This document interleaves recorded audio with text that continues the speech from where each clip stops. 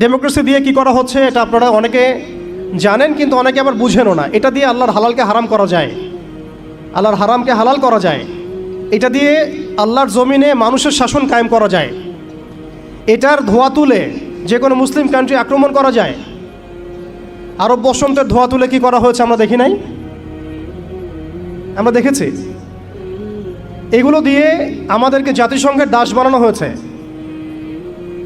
জাতিসংঘের দাস বানানো হয়েছে। সিম্পল, জাতিসংঘ ফাংশন করা হয়েছিল যাতে যাতে পশ্চিমারা, স্পেশালি জায়নিস্টরা বাইতুল মুকাদ্দাসকে লিবারেট করতে পারে, এবং তারা সেটা করেছেও।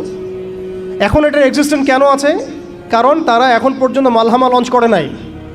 তারা এর মধ্য দিয়ে মালহামা লঞ্চ করবে ইনশাআল্লাহ, দেখে নিয়েন।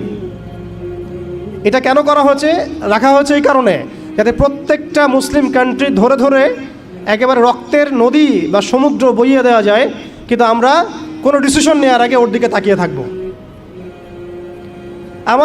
আমাদের বাড়ির পাশেও যদি কাল আপনি দেখেন মুসলিমদেরকে জবাই করা হচ্ছে, যেটা শুরু হয়ে গেছে অলরেডি, আপনি এখন প্রতিবাদ করার জন্য জাতিসংঘের মুখোপেক্ষী। ইভেন আমরা দেখলাম প্যালেস্টাইনের পক্ষে কথা বলার জন্যও নাকি মানুষ এখন জাতিসংঘের কাছে দ্বারস্থ হচ্ছে।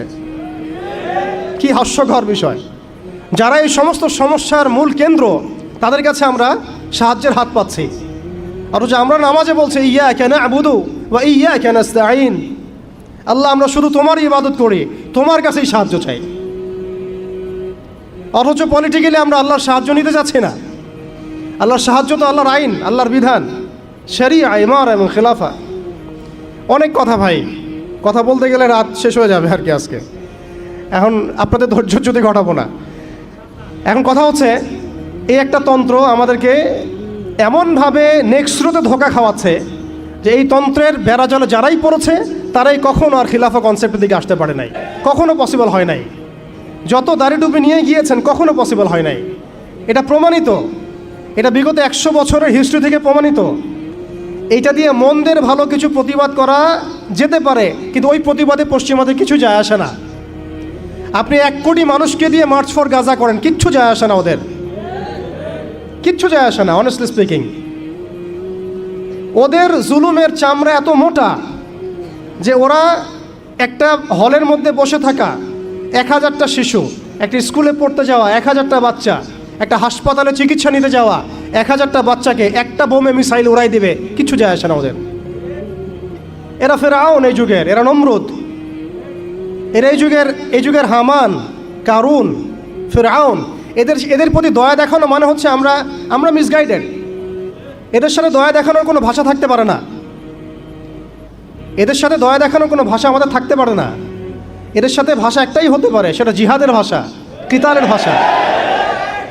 এই বিষয়গুলো স্পষ্ট করে আপনাকে গণতন্ত্র বলতে দিবে না।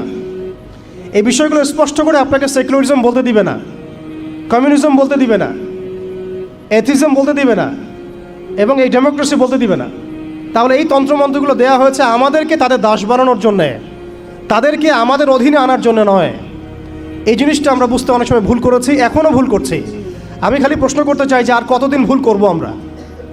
আল্লাহ পাক আমাদের চোখ খুলে দেন, মনের চোখ। আল্লাহ পাক আমাদের কলবের চোখ খুলে দেন। আপনি 20টা আসন পাইতে পারেন হাইয়েস্ট, 5টা আসন পাইতে পারেন হাইয়েস্ট, ওখানেও আপনি দাস হয়ে থাকবেন। আপনি 20টা আসন নিয়ে পার্লামেন্টে দাস হয়ে থাকবেন। 20টা আসন নিয়ে আপনি বলতে পারবেন না যে এইটা হালাল, এটা হারাম, এটা জায়েজ, এটা না জায়েজ, এটা করতে হবে, এটা করতে হবে না। আর যেটা আপনি বলেনও, আপনার কথা কেউ শুনবেও না। কারণ মেজরিটি শুড বি গ্রান্টেড, তাদের মূল নীতি হচ্ছে এটা। সংখ্যাগরিষ্ঠ মানুষ যা বলবে তাই হক। আগামীকাল সংখ্যাগরিষ্ঠ মানুষ বাংলাদেশে বলবে নাউযুবিল্লাহি মিন যালিক, যে এই বিবাহিত ধর্ষণের বিচার করা হোক, নাউযুবিল্লাহ, আর ওই পতিতালয়ে গিয়ে সময় কাটানো, নাউযুবিল্লাহি মিন যালিক, এটাকে প্রমোট করা হোক, শ্রমিকের অধিকার দেওয়া হোক।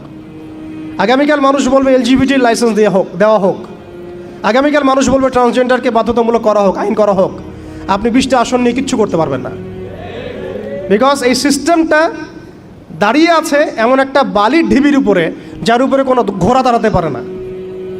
এই সিস্টেমটা দাঁড়িয়ে আছে এমন একটা ভঙ্গুর মাটির উপরে, যার উপরে আপনি কোনো প্রাসাদ নির্মাণ করা সম্ভব নয়।